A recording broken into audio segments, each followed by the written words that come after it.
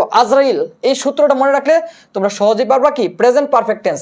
তাহলে present perfect টেন্সের গঠনটা কি একটু দেখাই। দেখো প্রথমে হবে কি সাবজেক্ট, তারপরে কি হবে হ্যাভ অথবা হ্যাজ, তারপরে বারবার 3 নম্বর ফর্ম, তারপরে কি হবে এক্সটেনশন। এই যে এটা হচ্ছে তোমার কি প্রেজেন্ট পারফেক্ট টেন্সের গঠন। এখন প্রেজেন্ট পারফেক্ট টেন্সের কিছু মার্কার আছে, এইগুলো তোমরা সহজে মনে রাখতে পারো আজরাইল শব্দ দ্বারা। এর দ্বারা আমরা যে বিষয়টি মনে রাখবো অলরেডি, এর বাংলা অর্থ কি ইতিমধ্যে। তোমরা এই শব্দটা সবচেয়ে বেশি ব্যবহার পাবা, এই অলরেডি প্রেজেন্ট পারফেক্ট টেন্সে সবচেয়ে বেশি ব্যবহার করা হয়। আমি ইতিমধ্যে তোমার চিঠি পেয়েছি, বা কয়েকদিন আগে কি জানি চিঠি একটা দিবস গেছে, তোমরা অনেকে হয়তো চিঠিটা পেয়েছো বা কেউ হয়তো চিঠিটা দিয়েছো। তখন যে তোমার চিঠিটা পেয়েছে সে কি বলবে, I have already got your letter. বুঝতে পারছো, I have already got your letter. দেখো তাহলে অলরেডি দ্যাট মিনস কি ইতিমধ্যে। এই আজরাইলের প্রথম এ দ্বারা কি মনে রাখবো অলরেডি, যে দ্বারা আমরা কি মনে রাখবো জাস্ট, দ্বিতীয় যে দ্বারা জাস্ট নাও, আর দ্বারা আমরা মনে রাখবো কি রিসেন্টলি, আবার দ্বিতীয় আরেকটা আছে এটা দ্বারা আমরা মনে রাখতে পারি অলরেডি। দেখো আবারও আসছে অলরেডি। ওই দ্বারা আমরা মনে রাখবো কি ইয়েট, এল দ্বারা হচ্ছে কি লেটলি, ই দ্বারা কি ইভার। শব্দ তোমাদের থাকে সোফার, সোফার। ইট যেহেতু আছে ইটের সাথে কি হয় হ্যাজ হয়, আই থাকলে কি হতো হ্যাভ হতো, আর আর আই এস ই এন বানানটা এইভাবে হবে।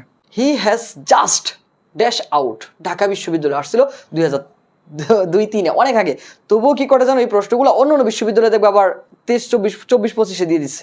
আমরা এই অ্যান্সারগুলো একটু বাদ দিই। দেখো কেন অ্যান্সারগুলো বাদ দিই, বি নাম্বার অ্যান্সারটা বাদ, সি নাম্বারটা বাদ, ডি নাম্বারটা বাদ। এখন তো 4টা বাদ দিয়ে দিচ্ছি, এভাবে বাদ বললে কি বাদ হবে, তোমাকে লজিক দেখায় বাদ দিতে হবে।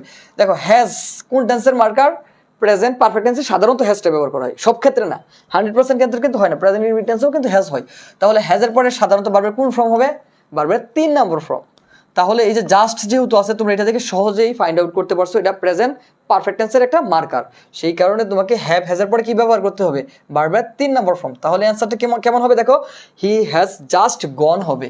এখানে কিন্তু ওয়েন্টটা হবে না, ওয়েন্টটা কোন ধরনের ফর্ম, বারবার 2 নম্বর ফর্ম। কিন্তু হ্যাজের পর পৃথিবীতে কোনোদিনও 2 নম্বর ফর্ম হওয়া সম্ভব নয়। বুঝতে পারছো, হ্যাভ হ্যাজের পর কি হবে না কোনোভাবেই এই যে বারবার টু বি টু বা পাস্ট ইনডিফিনিট টেন্স হওয়া সম্ভব নয়। আবার দেখো আইএনজি কেন হবে না, আইএনজি হচ্ছে নন ফাইনাইট ভার্ব, হ্যাজের পরে কখনো কি হয় না আইএনজি হয় না, আর গেটিংটাও হবে না।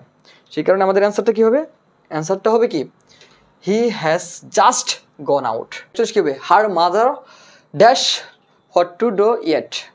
দেখো এই যে ইয়েট একটা শব্দ যেটা কোন টেন্সের মার্কার, ইয়েট নামক ওয়ার্ডটা কোন টেন্সের মার্কার, ইয়েট হচ্ছে কোন টেন্সের মার্কার, প্রেজেন্ট পারফেক্ট টেন্সের মার্কার। তার মা এখনো সিদ্ধান্ত নেয়নি কি করতে হবে, তাহলে তার ইংলিশ কি হবে, her mother has not decided what to do yet. এই যে এটা অ্যান্সার হবে ডি।